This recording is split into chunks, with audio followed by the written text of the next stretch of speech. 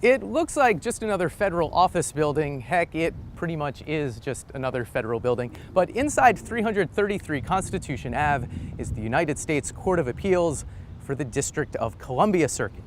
The name is kind of boring too, but it turns out this may be the most important building in the whole federal government that you wouldn't recognize. The court has 11 seats on it, but as of last week, only 7 of them were filled. One of the vacancies goes back nearly 8 years. There are basically 2 reasons why the court is so important and it's so hard to confirm judges to it. The first is that it's basically a farm team for the Supreme Court, which is less than a mile down the street. 4 of the 9 justices on the High Court have made that trip down Constitution Ave: Ruth Bader Ginsburg, Antonin Scalia, Clarence Thomas, and Chief Justice John Roberts. Roberts got the call up in 2005, but his spot still hasn't been filled. Opponents in the Senate don't like confirming a president's nominees because putting someone on the D.C. Circuit builds the bench of potential Supreme Court justices. Last week, when Obama finally got Sri Srinivasan confirmed here, he instantly became the most likely next Supreme Court justice. But there's another reason why the D.C. Circuit is considered the second most important court in the land.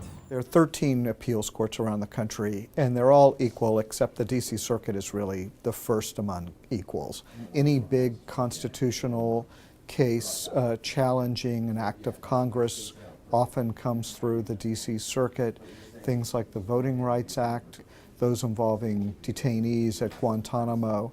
A lot of regulations, if someone is challenging the EPA or actions that the EPA takes. It's a court that makes a lot of important decisions about government programs and the laws that Congress passes.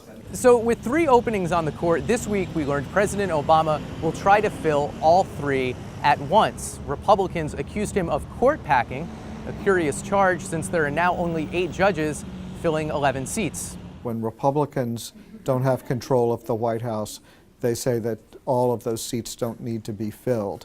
And when Democrats don't have control of the White House, they say the same thing. The fight is important enough that this week Harry Reid said the Senate might change its very rules, overturn the filibuster using something known as the nuclear option, a threat to blow up the Senate in a gambit to make this court whole.